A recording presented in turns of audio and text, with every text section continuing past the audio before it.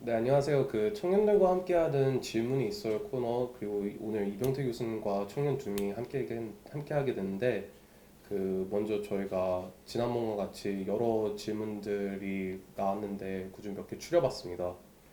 교수님 첫 번째 질문 같은 경우는 요새 그 청년 세대들 사이에서 욜로 라이프스타일을 추구하더라고요. 혹시 들어보신 적 있습니까? 예, 뭐 많이 들어봤죠. 아, 네.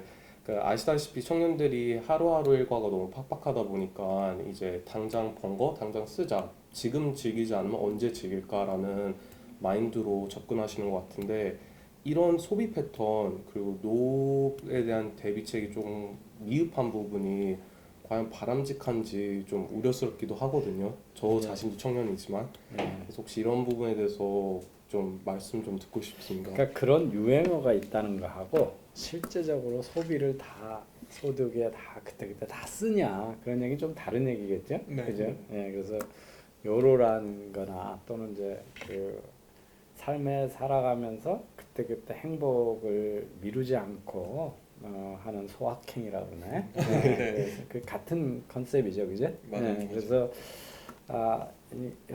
그 장단점이 다 있는 것 같아요. 그러니까 하나는 저희 세대 앞 세대들이 행복을 자꾸 뒤로 미뤄요. 뭐냐면 아, 이 고등학교 때는 정말 이 3년을 지옥같이 공부해가지고 대학만 가면 이제 저기 나는 행복하겠지. 예쁜 여자들이랑 맘대로 만나고 술도 맘대로 먹고 뭐 대학 가면 막 꿈에 부풀어서 대학으로 오죠. 그러다 보면 또 대학 와가지고는 취업만 되면 뭐 그래가지고 막 이러죠. 그러고 뭐 그래서 취업이 돼요. 그러고 나면 이제 과장만 되면 뭐 이런 게 이제 신입사원서부터 이렇게 승진하면 그래서 결혼만 하면 그래서 결혼하고 나면 애들 키우느라고 정신이 없어. 애들만 제대로 크면 뭐 이러는 거죠. 네. 다 미루다 해서 이제 옛날에 어떻게 했냐면 한 20대 중반까지 교육을 받고 20대 중반부터 한 60대까지 돈을 벌고 애를 키우고 그거 이제 은퇴하고 나서는 나의 삶을 찾겠다. 뭐 이런 게 그게 이제 소위 우리가 그 수직형 모델이라고 그래요. 이때 교육이 있고 돈 벌고 이때 가서 행복이 있고. 근데 이제 결국 그러고 보면 여유 있는 때는 늘 안 와요. 항상 부족해. 그러니까 그래도 뭐 저 이렇게 죽을 때 후회한다는 거죠. 껄껄껄 뭐뭐 할 걸 뭐뭐 할 걸 그래놓고 이렇게 뒤로만 미루고 미루다 보면 끝내 행복을 못 하니까 그래서 이제 그리고 옛날처럼 20년 전에 배운 거를 30년 써먹는 세월이 아니잖아요. 그제? 계속 세상이 바뀌니까 학교를 졸업했어도 평생 공부를 해야 되는 세상이잖아요. 그지? 예, 그러면 일하고 공부하고 엔조이하는 거를 그때 섞어서 믹스하지 않으면 인생이 후회하는 인생만 살고 맨날 뒤로 미루고 가부를 하고 뭐 이런 인생을 산다. 그런 게 이제 그래서 이렇게 병렬형으로 일과 학습과 엔터테인먼트를 다 믹스할 수 있어야 사람들이 멋있는 삶을 잘 산다. 이제 이런 관점에서는 패러다임 전환이라는 것도 맞아요. 그런데 또 하나는 그 인생을 한 번 사는 인생이다. 그게 이제 요로잖아요. 그죠? 근데 네. 그 인생이 어디냐는 게 지금 막 즐기다가 그게 우리 저기 개미와 배짱이 시기죠. 그죠? 지금 다 써버리고 나면 건강하고 돈 벌 땐 괜찮아요. 근데 문제는 뒤에 남아있는 인생은 뭐예요? 건강하지도 않고 돈도 못 벌고 아픈 인생이 뒤에 남아있잖아요. 근데 이제 이게 되게 어려운 게 뭐냐면 이 밸런스를 그러니까 그 스텀블링 온 해피니스라는 책이 있어요. 우연히 이제 행복에 대해서 뭐 우연한 행복이라고 번역해야 되나? 왜 사람들이 행복하지 못할까? 이거 설명하는 건데 이런 거예요.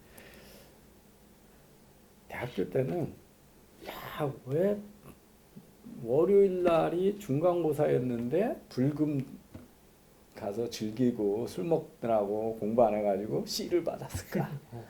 그래서 막 그 논 거를 후회해. 근데 이제 나 같은 사람 어떻게 하냐면 40이 지나가지고 그 젊고 좋을 때 연애도 좀 하고 파티도 가고 뭐 그랬어서 캠퍼스 낭만을 안 하고 왜 그때 공부만 했을까? 내 청춘을 왜 이렇게 버렸을까? 그러니까 인간은 늘 이 저기 후회하는 동물이에요. 그러니까 행복의 기준도 똑같은 일을 해놓고도 정반대로 20대 생각하는 거하고 40대에 대해서 다르게 생각한다는 거지. 그러니까 20대는 공부를 안 한 걸 후회하고 40대는 공부만 한 걸 후회한다는 거지. 그래서 참 어려운 얘기거든요. 그런데 이 심리학에서 이제 이런 거 있어요. 삶의 미래를 잘 준비하는 게 훨씬 중요하거든요. 그래서 현재만 가지고 계속 요러라고 그러는데 문제는 한 번 사는데 오늘만이 라이프가 아니라는 거지. 내일도 인생이고 10년 후도 인생이고 50년 후도 인생인데 지금 즐기다 50년 후에 가서 고통은 너무 고통스럽다는 거죠. 그러니까 그래서 그 요로라고 하는 거를 너무 초단기로 라이프를 보면 아주 위험해지잖아요. 그 심리학에서 이거 있어요. 쿠키 테스트라는 거 있잖아요. 쿠키 테스트가 뭐냐면 6살짜리한테 쿠키가 여기 있어. 엄마가 나갔다 올 거야. 그랬는데 네가 엄마가 갔다 올 동안 이 쿠키를 안 먹고 있으면 갔다 와서 한 개 더 줄게. 그러면 아주 어린 애들이 그럼에도 불구하고 그 쿠키를 먹고 싶으니까. 근데 어떤 애들은 기다려. 한 개 더 먹고 싶어서. 근데 이 테스트가 걔가 나중에 고등학교 됐을 때 수능 성적의 차이를 상당 부분 설명한다는 거야. 뭐냐면 그 공부라는 게 뭐예요? 뭔가 자기 통제가 필요한. 그렇죠. 미래의 행복을 위해서 현재를 희생하는 거잖아요. 네. 그죠? 지금 노는 게 더 즐거운 일이잖아. 네. 그런데 좋은 대학 가고 좋은 데 가서 좋은 배필 만나고 뭐 저 더 많은 수입 뭐 그렇게 된다는 보장은 없지만 그래서 그 현재의 내 쾌락이나 행복을 희생하면서 미래를 준비하는 거잖아요.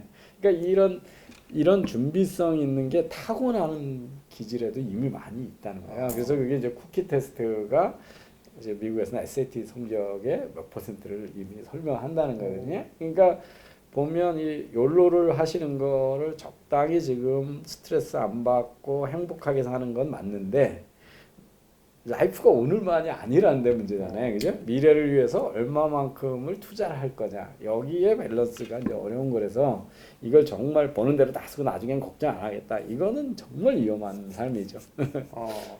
결국 이제 욜로하다 골로 안 가려면 그래서 재테크가 중요한 것 같은데 그러다 보니까 이것도 저희 다음 질문으로 넘어가는데 이제 비트코인 그 열풍 현상이거든요. 혹시 그 시팀군이 네, 저희가 이 좀 질문을 생각하는 과정 중에서 비트코인이 어느덧 1,500만 원 찍었다고 오늘은 1,200에 좀 물려 있더라고요. 근데 아무래도 이런 제가 생각하기에도 욜로라는 거는 어떤 지혜로운 거기보다는 좀 직관적인 것 같거든요. 그런데 이게 왜 그러냐면은 저희들에 대한 미래에 대한 불확실성 때문에 자꾸 어떤 직관적인 거에 대해 추구하게 되는 것 같아요. 글쎄 뭐 비트코인을 하나 투자를 너무 해석을 과도하게 하는 거에 대해서 나는 그렇게 동의를 잘 하기는 어려워요. 근데 우선 재테크라고 그럴 때 자본의 투자 이익만이 재테크냐 하는 관점을 빨리 버려야 돼요. 그러니까 젊은 나이에서는 그거보다 더 중요한 게 있어요. 자기 몸값을 올리는 투자야. 그게 훨씬 그러니까 뭐냐면 여러분이 그러니까 보세요. 똑같이 개그맨을 했잖아. 근데 김재동은 어느 순간에 한 시간에 1,500만 원 벌잖아요. 네. 그게 뭐 거기에 부당한 건 있을지 몰라도 다른 개그맨에 비해서 이 사람은 자기가 차별화한 거야. 그러니까 우리 시장에 맞는 걸 차별화한 거죠. 그죠? 그게 뭐냐면 자기 몸값을 올린 거예요. 그죠?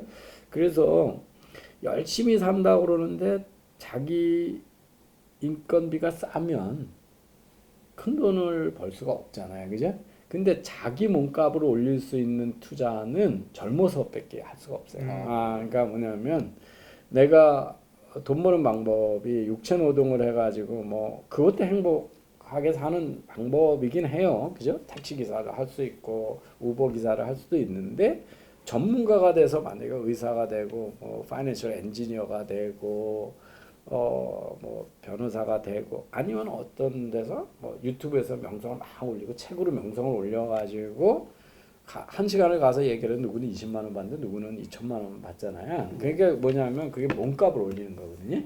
그래서 몸값을 올리는 젊었을 때는 조금 1,000만 원 해가지고 내가 100만 원, 200만 원 더 받았다고 해서 여러분 인생이 달라지지가 않아. 그런데 한 시간에 내가 그러니까 최저임금 8,000원을 받는 사람이냐, 시간을 가면 200만 원을 받는 사람이냐, 500만 원을 받는 사람이냐, 1,000만 원을 받는 사람이냐, 1억을 받을 수 있는 사람이냐에 따라서 너무 다르잖아요, 그죠? 그래서 젊어서 투자는 이제 자기 몸값을 올리는데 투자가 그러니까 교육에 관한 투자고 경험을 쌓고 좋은 커리어 패스에 따라 가지고 잘 준비하고 이런 그 뭐 이제 좋은 학교를 가고 유학을 가고 해외 연수를 가고 이런 것들이 다 자기의 몸값을 올릴 수 있는 그러니까 여러분이 영세기업에 가느냐 중소기업에 가느냐 대기업에 가느냐 해서 전혀 다른 급여를 받잖아요, 그죠? 그렇죠. 예, 그러니까 그런 걸 위해서 투자가 훨씬 평생으로 보면 라이프타임 투자로보다는 효율이 훨씬 큰 거죠.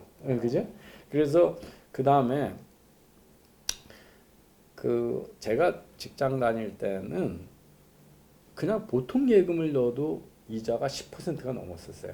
우리나라 금리가 시장 금리가 막 20%고 보통 예금에도 12%였거든. 그러니까 예를 들면 내가 1억 원을 연봉 1억이라. 그럼 이자율이 10%면 집에 10억이 있으면 10% 이자를 주면 은행에다 집어넣으면 이자로도 10억이 되잖아. 그러면 10억만 있으면 회사 안 다니고 집에서 놀아도 되지. 그러면 역대 수입이 생기잖아요. 그렇죠. 근데 요즘은 은행에다 집어넣어서 1% 주거든. 그럼 1%일 때 10억을 받으려면 현금이 얼마 있어야 돼? 100억을 넣어놔야 되는 거야. 100억을. 그러니까 지금 여러분이 이자가 낮아지면 현금의 가치가 그렇게 커진 거야. 돈이 돈을 못 불리니까. 그죠? 내년에 가서 돈을 못 불리잖아요. 그죠? 그래서 이자율이 낮아질 때는 월급 잘 주는 회사에서 오래 다니는 게 제일 큰 재테크야.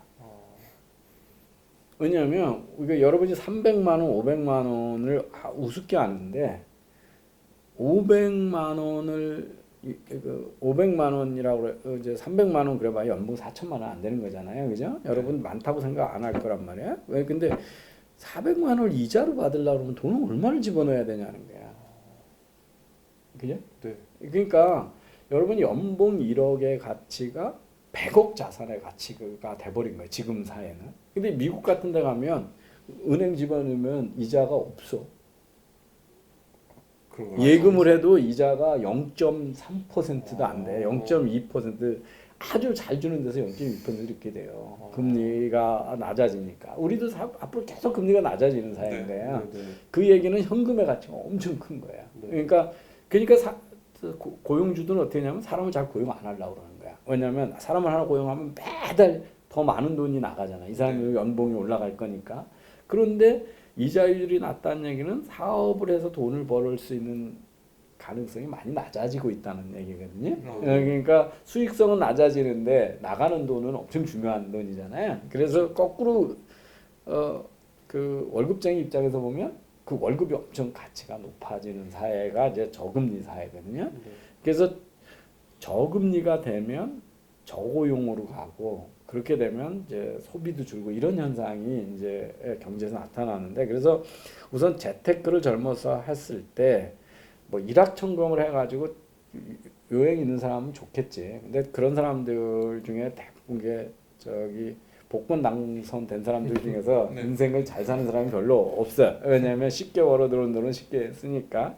그래서 이제 재테크라는 거를 몸값을 올리고 만약에 자기가 사업하는 게 아니라면 또는 사업을 해도 계속 돈이 들어올 수 있는 재주를 배우고 이런 것들이 다 몸값을 올리는 거잖아요. 내가 사업을 해서 돈을 벌든 비싸게 고용돼서 하든 그리고 고용되거나 사업을 해도 길게 할 수 있을 능력을 갖추면 그게 재테크하는 것보다 젊었을 때 훨씬 평생으로 보면 중요한 재테크다 하는 거죠. 그래서 이제 좋은 직장에 들어가시는 분은 오래 버티는 게 재테크다 이런 생각을 해야 된다는 거고요.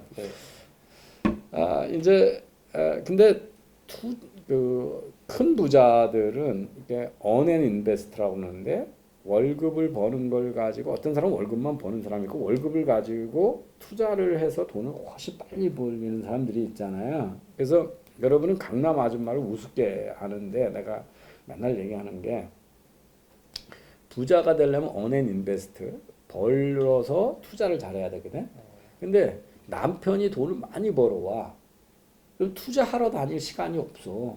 좋은 투자를 하려면 좋은 데 가서 부동산 투자도 하고 남이 모르는 어떤 회사가 되게 성장 지금 프로젝트가 많이 있어서 주가가 많이 올랐고 이런 정보가 있어야 나하고 다른 수익률을 낼 거잖아. 그래서 강남 아줌마라는 게 뭐냐면 남편이 어닝하고 부인은 투자하는 역할 분담을 하는 거야. 네. 근데 많은 사람들은 성실히 어닝만 하면 되는 거로 알고 투자에 되게 무관심해. 예, 그거는 큰 부자가 되기 어려워요.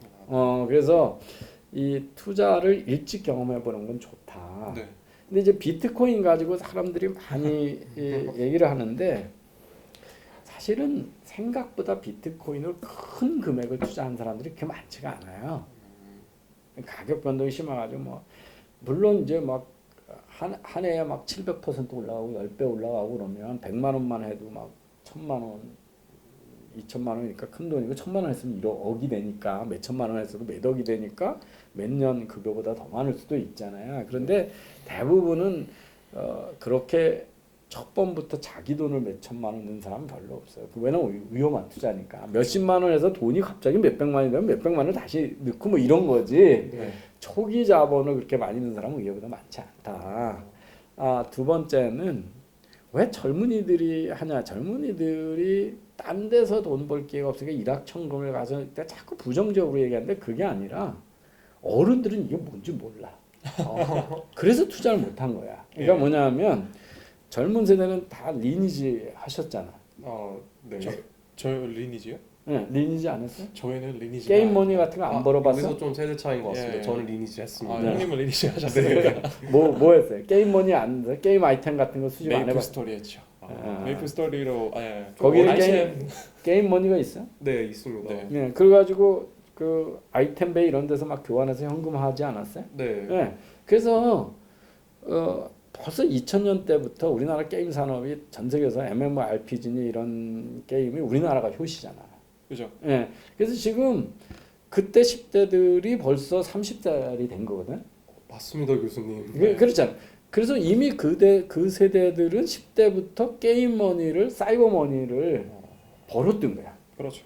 벌어서 팔았고 투자를 했던 거예요. 그죠? 내 시간을 투자해서 나는 우리 아들 때문에 엄청 충격을 받았는데 우리 아들 녀석이 초등학교 5학년 때 저 서든 어택을 너무 잘해가지고 거기서 게임머니하고 아이템을 너무 많이 축적했었거든.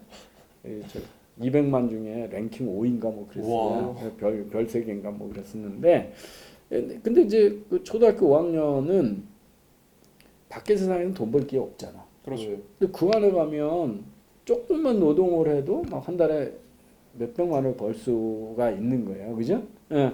그런 경험을 하면서 세대가 자랐고 이미 그때도 우리나라에서 요새 저 채굴업자 모양 중국에 가가지고 저기 공부 잘하는 애들 고용해가지고 하루 종일 게임 시켜가지고 게임머니 만들어가지고 와가지고 교환해가는 그 소위 그 작업장이라고 그래가지고 네, 그렇죠. 예, 그 채굴업자들이 있었어요. 근데 그러니까 그리고 도토리 아주 익숙하잖아요. 맞아요. 싸이월드 가지고 도토리 사가지고 그걸로 막 음악 깔고 뭐 괜히 뭐 신혼방처럼 예쁘게 차려놓고 그랬잖아요.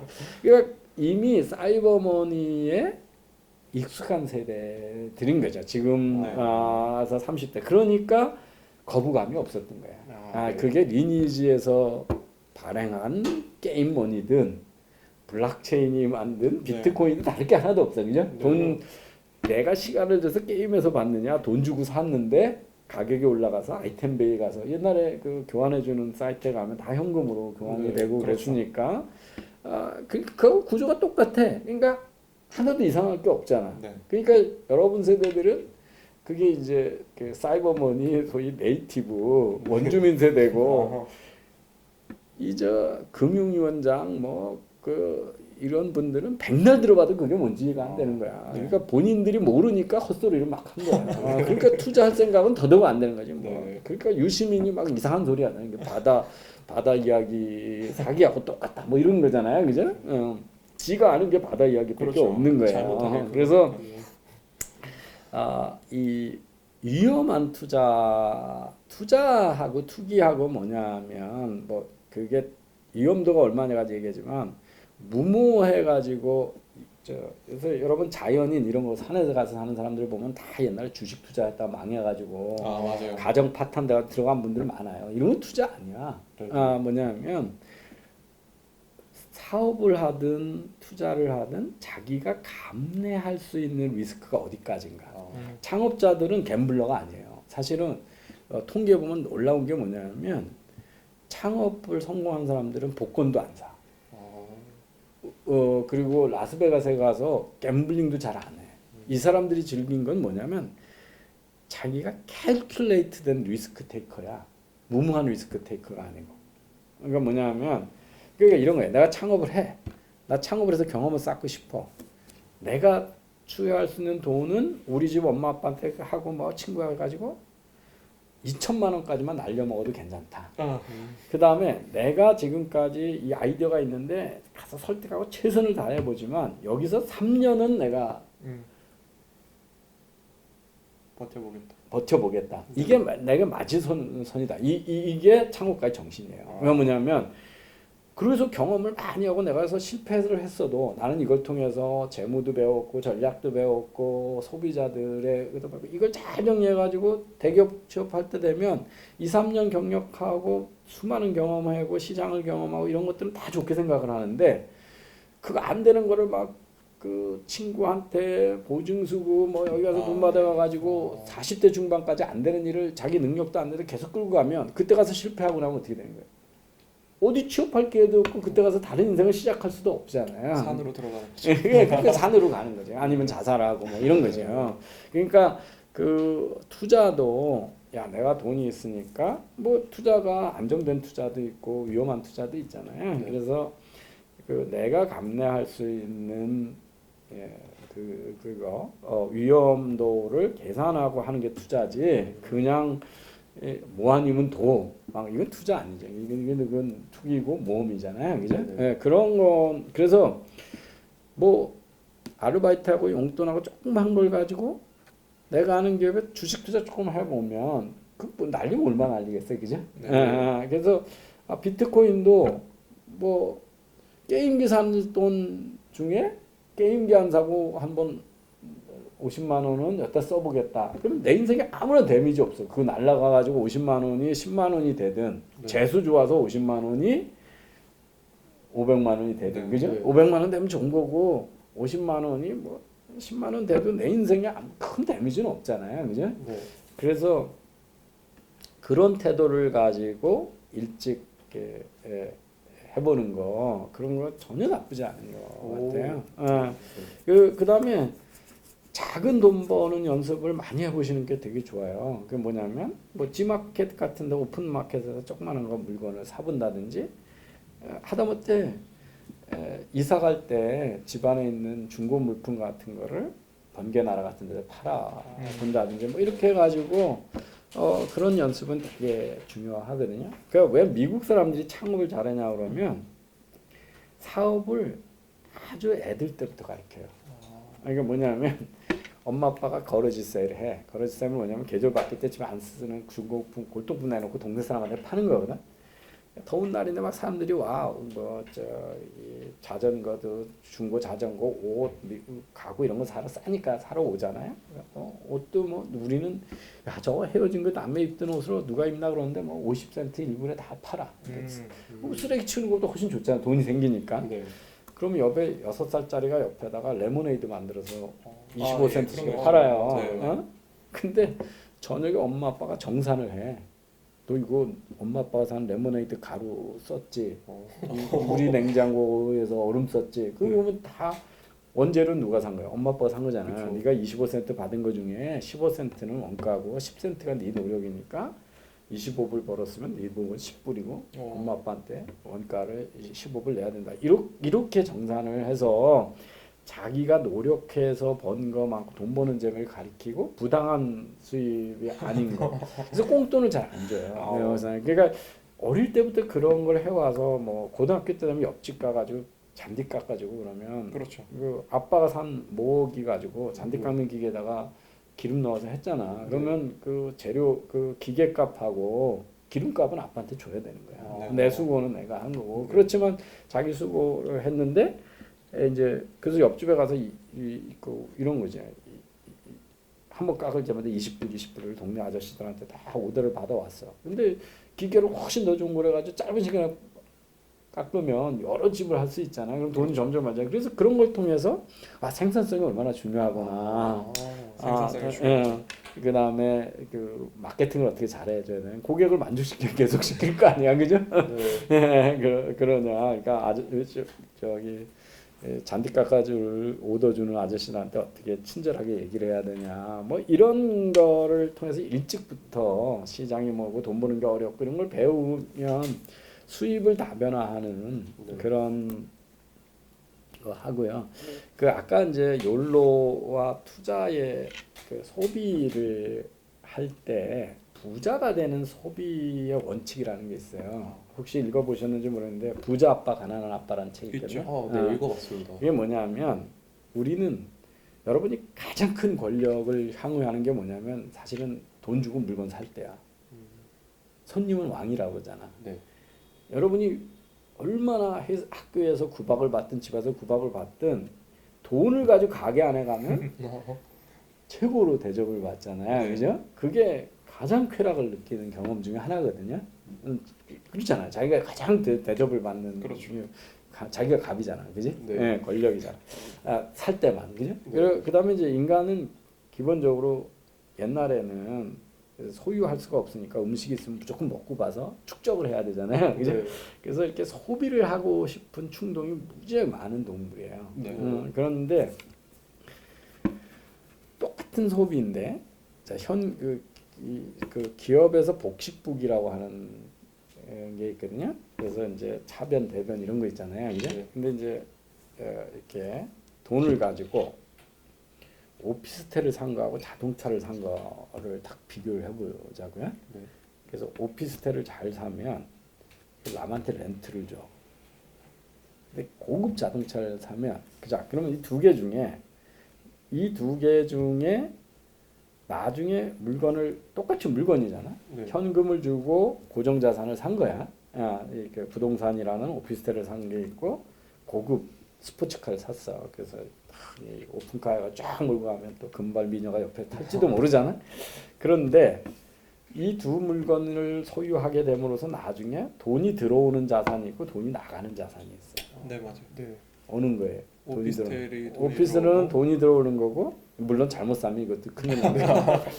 자동차는 무조건 감가상각되고 그렇죠. 저기 보면 보험료 내야 되고 기름값 내야 되고 또 멋진 차 있으니까 멋진 데 가서 먹어야 될 거 아니에요, 그지? 더 비싼 데 가서 먹게 되고 뭐 그렇게 되잖아요. 그러니까 네. 돈이 계속 흘러나가잖아요. 그래서 물건을 살 때 꼭 한번 다시 한번 생각해 보라는 거예요. 뭐냐면 큰 그 구매를 할 때 이 물건이 들어오면서 나의 후에 재산 축적에 도움이 되는 구매냐, 재산이 돈이 빠져나가는 구매냐. 그래서 근데 남자들이 많이 하는 게 과시성 소비야. 스포츠카 타고 싶잖아. 그렇죠. 멋있는 거 하고 있잖아. 멋있는 옷도 입고 싶잖아. 그렇죠. 근데 이런 것들이 다 과시형 소비인데 뭐 그래야 또 저기 이쁜 여자친구 사귀는지도 모르지. 근데 어쨌든 그런 것들은 재산 축적에는 저게 안 되잖아요. 네. 그래서 그러니까 소위 캐시 플로우인이 되는 자산들을 많이 만들어내는 거죠. 그러니까 좋은 책을 썼다 그러면 그 어떻게 돼? 인세가 계속 들어오는 거죠. 그러니까 네. 급여 외에도 인컴이 계속 들어오는 거잖아요. 그래서 집이 부자가 되려면 여러 명이 돈을 벌어야 되고 한 사람도 인컴 소스가 여러 개가 되는 게 좋아요. 월급뿐만이 아니라 뭐 오피스텔에서도 수입이 생기고 주식에서도 아니면 좋은 책을 써가지고 그리고 유튜브 동영상을 잘 만들었더니 광고 수입이 들어오고 이런 거죠. 그래서 수입원을 그리고 그래서 돈이 들어오는 자산 그게 지적 자산일 수도 있고 뭐 아까 부동산 같은 물질적인 자산일 수도 있고 금융 자산도 있지. 좋은 주식에 투자하면 배당이 들어오고 주가가 올라가니까 이렇게 해서 집안에서 가능하면 소득원을 여러 명으로 만들고 그러니까 혼자 하는 것보다 맞벌이가 좋은 거죠. 그죠? 네. 아들놈도 만큼 크면 빨리 가서 돈 벌어오라고 일찍 가르치는 게 개인 생에도 좋은 거거든요. 네. 그래서 집안의 소득원을 열고 나도 소득원을 다양하게 더 들어올 수 있게 하는 거. 그래서 그 소비할 때 욜로를 할 때도 뭐 소확행이 있어야 돼요. 스트레스 안 받고 그렇죠, 그렇죠. 내가 뭐 돈 버는 게 행복하게 살려고 하는 거잖아요. 그리고 행복하게 사는 투자 중에 하나가 또 하나가 있어요. 투자 원칙이 이제 두 가지다. 아까 자산 형성으로 보면 캐시플로우 인이냐 아웃이냐를 가지고 생각해봐라. 한 번쯤 더 생각해봐라. 네. 좋은 카메라 사가지고 글쎄 이것 때문에 에어비앤비나 남의 웹페이지에다 좋은 사진 팔아먹을 수 있는 건지 네. 저거를 그냥 폰만 잡고 돌아다니면서 그러면 이건 이제 캐시 아웃되는 거예요. 왜냐면 네. 좋은 사진 있으면 어디 가서 더 찍고 싶고 렌즈 사고 싶고 만원 렌즈 싶잖아요. 근데 저거 잘 찍으면 돈 되잖아요. 그죠? 그렇죠. 예. 사진 한 장이라도 팔아먹을 수 있고. 그러니까 이게 돈이 들어올 투자냐 돈이 나갈 투자냐 이걸 생각하면서 하면 누구나 그렇게 꾸준히 하면 이제 부자가 은퇴할 때도 내가 나백만 장자가 된다. 그게 부자 아빠 가난 아빠의 얘기예요. 두 번째는 행복한 거는 물건에 대한 욕심을 자제해야 된다는 거예요. 뭐냐면 이렇잖아요. 좋은 차를 사면 그것 때문에 얼마 동안 기쁠 것 같아. 한 6개월 가지 않을까요? 집을 네. 직장 가까이에다가 20평짜리 원룸 얻을 수 있는데 2시간 밖에 가면 40평짜리 단독주택을 살 수 있어. 좋은 2시간 밖에 있는 데 가서 좋은 전원주택 사면 얼마나 기쁠 것 같아. 몇 동안. 저는 달 1년 가겠습니다. 저도 한 그 정도. 6개월 안 가. 아, 출퇴근하면서 맨날 투덜거려. 아, 차 막히고 시간 낭비해버리고 그러잖아요, 그죠? 네. 네. 그러니까 그 어떤 물건을 가졌을 때 행복은 1년간은 행복이 거의 없다는 거예요. 그게 안 돼요. 그런데 여자친구나 그 배우자하고 아니면 가족하고 정말 좋은 데 가서 좋은 베케이션을 했다. 기회 때마다 좋은 그 추억이 떠오르면 네. 그 유틸리티는 그 효용 가치는 평생 가는 거야. 뭐 이렇게 계속 반추할 수가 있잖아. 네네. 그때 얘기를 하면서 즐거워할 수 있잖아요. 네. 좋은 콘서트를 보고 좋은 영화를 보고 그게 뭐냐면 그래서 물건보다는 좋은 경험에다가 소비를 하는 게 아, 행복감을 누적시키는 데 좋다라고 하거든요. 네. 그러니까 아까 저기 소확행 이런 것도 이게 뭐 좋은 예쁜 여자친구하고 사랑스러운 여자친구하고 좋은 음식 먹고 이런 것들이 좋은 경험이거든요. 네, 그런데 이제 지나치게 물건에다가 많이 행복을 하려고 그러면 그건 아주 단기적이고 그 후에 후회가 더 크다. 네. 그래서 행복한 소비를 하는데 한 두 가지 정도의 원칙이 있어요. 아까 얘기했지만 재산 축적에 할 때 네. 어떤 원칙, 그다음에 행복을 쌓아가는 데서는 어떤 소비가 좋냐. 그러니까 경험에 대한 경험. 소비, 그 투자. 그거는 소비인데 어떻게 보면 인생을 행복하게 살아가는 투자할 수 있는 거죠. 그죠? 그렇죠. 나는 우리 집사람하고 몇 년 전에 갔다 온 뉴질랜드의 사우스 아일랜드의 그 밀포드 트레킹이라고 해서 4박 5일 전 세계에서 영국에서 있는 크로스 컨트리 매거진에서 세상에서 가장 아름다운 길이라고 그래가지고 밀포드 트레킹이라고 있거든요. 그거 갔다 오고 우린 끊임없이 뉴질랜드 청정 지역에서 했던 그 트레킹 얘기를 하거든요. 이제 그런 것들이 이제 아깝지 않은 소비인 거죠, 그죠? 네, 그래서 그런 것들은 뭐 심리학이나 이런 데서 많이 얘기를 해요. 사람들이 행복할 때 경험에다가 소비를 해라. 물건 소비하면 얼마 못 간다. 네. 좋은 집 때문에 흥분하고 이런 거는 그 양평 이런 데 가서 물이 보이고 뒤에 산 있고 이런 거 잔디 있고 이런 거 하는데 전원주택 했다가 주말에 가잖아. 네. 그새 먼지 잔뜩 쌓이고 잡초 많이 있고 막 잔디 엉망이 돼. 그래가지고 하루 종일 일만 하다 와. 그러고 나면 그래서 좋은 전원주택 사가지고 막 흥분하는 건 2달이고 2달 후부터는 막 후회한다고. 그런 게 많아요. 네. 네. 되게 비트코인이라는 우문으로 시작해서 여러 가지 재테크에 대한 현답까지 저희들이 들을 수 있었던 것 같은데요. 결국 비트코인을 투기가 아닌 투자로 만드는 건 저희들의 리스크 매니지먼트, 위기 관리, 제가 무엇을 위기인지 판단하고. 예, 그 다음에 내가 돈을 집어넣어야 거기에 관심이 생기거든요. 그렇죠. 비트코인은 요새 이제 제가 다음 시간에 하려고 준비하다가 뭐 요번에 원래 오늘 찍으려고 그러다가 못 찍었는데 페이스북에 리브라라고 하는 새로운 네네. 그 암호화폐를 만들잖아요. 그래서 그거는 비트코인은 어떤 사람들은 이제 디지털 골드라고 그러거든요. 금에 투자하는 투자 자산이잖아요. 비트코인이 원래는 화폐로 만들어졌는데 비트코인 주고 요새 저기 피자 사 먹는 사람 잘 없잖아요. 그렇죠. 어제 1,000만 원이었는데 오늘 1,500만 원이다 그러면 누가 그걸 사 먹어요, 그죠? 예. 그다음에 받는 사람도 어제 1,000만 원인데 오늘 700만 원 될지 600만 원인지 모른다 그러면 잘 안 받아주잖아요, 네. 그죠? 예, 너무 리스크가 크니까. 근데 이제 그 리브라라고 하는 거는 스테이블 페이먼트 코인으로, 그러니까 가격 변동이 크지 않은, 네. 그러니까 달러나 이런 것처럼 그거는 페이먼트로 지금 디자인하고 있는 거예요. 그러면 페이스북에서 저게 세상에 거기에 막 이로탈 기업들이 막 30개가 들어붙었거든 이제. 네. 네, 그래서 지금까지 없었던 거를 저기 스테이블 코인이 나오면 페이스북이 어떻게 바뀔까?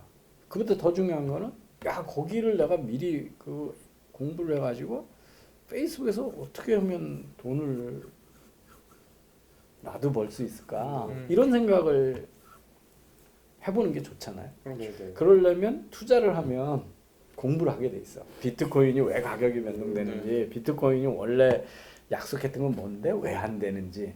근데 주크버그는 왜 그걸 새로 만들려고 하는 거지? 이런 거잖아요. 그래서 그 투자 대상으로만 두지 말고 호기심도 같이 좀 네. 투자를 해라. 그런 생각. 기업도 마찬가지야. 어디다가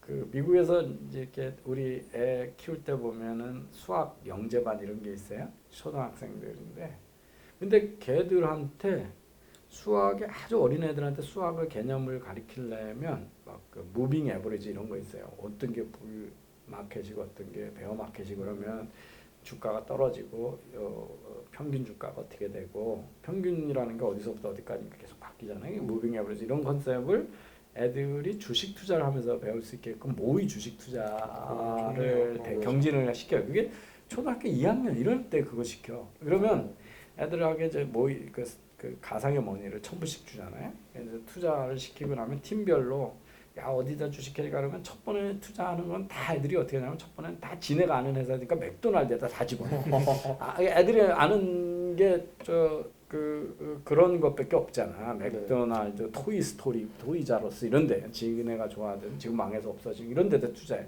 네. 그래놓고 이제 자기네가 막 이 전체 경진 대회를 하는데 꼴찌를 하고 있잖아. 그러면 이제 그때부터 애들이 스터디를 하는 거야. 어떤 주식이 오르가. 그러면 이제 아빠한테 가서 묻는 거지.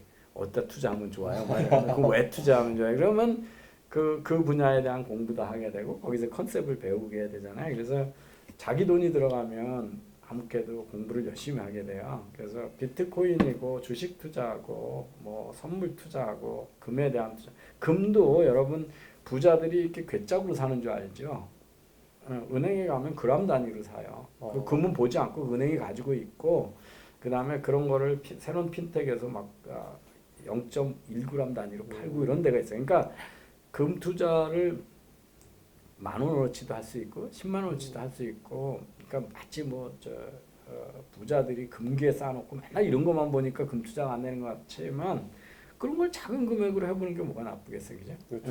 그래서 이게 달러가 막 변동이 심해지면 금으로 옮겨가거나 이런 원칙을 알면 경기 예측의 하강경으로 간다, 글로벌 경제가 위축이 된다 그러면 금 사고 이런 것들을 여러분들은 머릿속에 이미 들어오는 거죠. 네. 그리고 우리나라는 참 발달되어 있지 않지만 뭐 미국에서 날씨가 어떻게 되면 올해 옥수수 작황이 어떻게 될 거다 그러면 옥수수 선물 투자를 해요. 근데 네. 그런 걸 다 우리는 무슨 부자들이 큰 돈 가지고 하는 줄 알잖아요. 근데 그거는 이제 나중에 돈이 많이 모였을 때이고 네. 작은 걸 일찍 경험해 보면 네. 여러분이 이제 다른 옵션을 많이 할 수 있죠. 미국에는 우리는 이제 그런 게 잘 안 되는데 리츠라고 그래서 부동산도 증권처럼 뭐 어떤 회사가 저기 지금 파이낸스 빌딩을 산다. 그러면 뭐 몇백억, 몇천억이 들어갈 거 아니야. 그 건물 사는데.